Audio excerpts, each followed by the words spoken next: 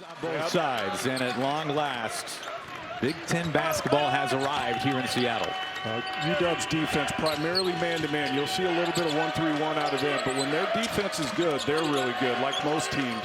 Let's see what their energy level looks like here early. Well, here is Wesley. Along with the injuries that Andy told us about, is Josh Cohen went out of the game the other night with a leg injury, was sick all week, only played 14 minutes. So let's see how he looks here early. There's St. Thomas, who pulls up in games here, but a good start for him knocking down that mid-range. Breidenbach, he can hit from there, and he does. They're not running at Claude yet. I have a feeling they're going to at some point as Yates knocks down another shot. What position is he? I could see they tried to play him some on the ball as a point guard, but I think better suited off the ball, can really get his own shot. Board gives it up, and then a short little bunny put in Iheanacho. Defensively to get off to a good start. Now, Thomas hit from there earlier just a moment ago, and he bags another one. Now with that body and that size. And Cohen fighting for space, but they go up top to Thomas. A little spin cycle and fade. Everything's falling for the... Iheanacho hanging. Boy, that's a tough finish right there at the rim. Player that he can count on here during this transition. And one other thing, Don, and there's never been a player in the Big Ten that has led the league in rebounds. 5 on the shot clock now for the Trojans. Thomas, who's gotten off to a good start offensively, remains perfect. He's 4 for 4 from the floor. He says that Northern Colorado basically said, hey, he could be better than Dalton when Dalton Connect was there. Well, and here's the thing, Andy. You see the numbers, and I can see why people would say that. But what sets Connect apart from serviceable from the three-point line, but not nearly the shooter that Connect was and is. A good feed by Diallo downstairs and an easy. Because that way it's harder to defend, harder to double. You get him in space and get him moving off the ball. And night out. Diallo pulls up a deep 2. You can see why bigs don't like it down, they like it up in transition, and Osborne couldn't get his hands on that pass from court right. Oh, what a finish by Desmond. Diallo at the line for 2. And he gets foul line. There you go. And then kick out. Abo has been quiet so far, but he gets that triple. On low to Harris, but knocked away.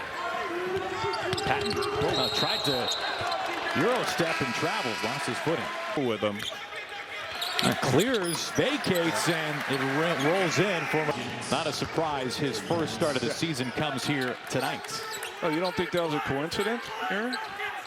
You know, it is interesting. We know both these teams are kind of looking to find it early on, and USC has gone through so many different lineups, so it does make sense they're trying something else out. Doing right now. Under 10 to shoot for the Trojans. Abo hunts the 3, and he hits it. 5. And a bullet pass into the paint. AG won't fall. Abo cleans it up. Danny Sprinkle trying some guys that don't play a heck of a lot. Court right, able to bag that 3 from the... Now 5 to shoot for the Trojans. AG battling. Has done a better job of is not letting Claude get to his right hand tonight. Now Breidenbach showed up, but Butler had a little space clear out. And a shot puts it in. Breidenbach cleans it up. And them only having 20 is less shocking than SC having 35 with 5 minutes to go. A good feed. And one you can count it, Rashawn Agee. And Agee, who was quick. USC ended up winning that game over the Ducks. Watkins fouled out. Agee puts it on the deck once and able to rattle it through. He's had... That's what he does. Good enough, obviously. It's not like USC plays you know, the Washington. You got him. Probably going to be more ups and downs by the end of the season, and then moving ahead to next year. Well, what does UW have to do? Bucket here. They need to close this half with a little bit of momentum, and that'll help. An elite free throw shooter for sure, yes, but only 27% from behind the line. I think that will go up. Claude hanging and finishing. You can count it and one. As we were here at shoot around, and that was priority number 1 was Desmond Claude. And the crowd wants a foul on that. Claude skip pass. Looked like maybe an extra step on. Played all last year because of injury as a part of. Gets both. out of the question. It could be even more than that. And this is both when the Huskies really need some points. And right at the horn, splash. Desmond Claude caps a ferocious first half for USC. Really productive first half, 7 points. Yesterday, picking up on what Don just said a few moments ago about they have a lot that mid-range kind of player height-wise. Position. He's tried to transition to playing more on the ball. And that touches every bit of the rim. And earlier in the week against UCLA, a much more extended run tonight.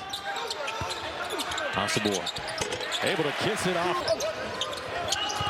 Court right to feed. Osibor able to rattle it through. So that's the third foul, by the way, on Tyree Iheanacho. North Dakota transfer. Look at the lowest percentage of returning minutes, and it's kind of USC. Iheanacho pulled that from the elbow. He was clean there. Thomas. AG fades straight away. And it's funny, this at home against Oregon, a game that they controlled much of. This is an easy kiss off the glass for AG. USC's confidence. You heard Muss talking at halftime to Andy about they've been waiting for one of these breakout games for the lid to come. Yates open. Yates with a career day. He bags another. Missed shots is what it's been more than anything. And everything's been falling for the Trojans as Thomas backs down and fades. Oh, what a night it has been for St. Thomas. You have to build this arena. You just got to build the team. Because I have been here when this place is rocking. I firmly believe. AG has it rattle through.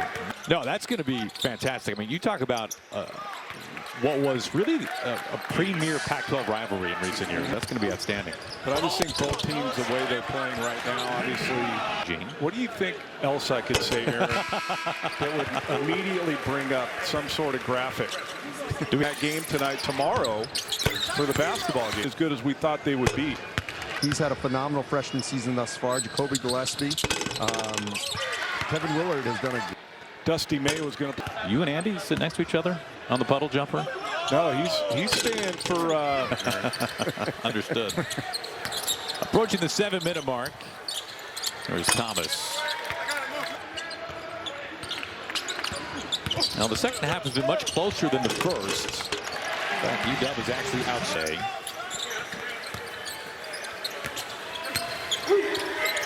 Both these programs flush with new players. 9 incoming transfers for the Huskies, second most in the conference, trailing only the Trojans as Thomas at him on that mid-post area, going to work. Struggles. USC got off to a great start. Has scuffled recently. How many new players? Why are both teams a work in progress? Maybe the last 60 seconds or so we'll see some substitutions for the Trojans. But in the meantime, it's been that kind of day. St. Thomas. Mason, you can count it a chance for 3 more of their offense. Jalen Shelley, number 9 for USC, is taking the floor alongside Bryce Pope. So a couple of reserves coming in now. It's the first. Number 1, Michigan State shooting, or a game where that has been aided by lackluster defense from Washington. We have not seen Osibor for really the back half of the second half. As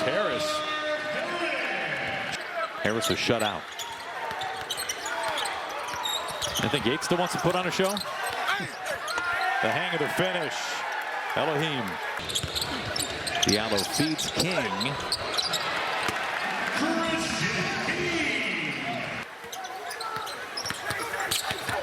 Elohim lost it. Harris.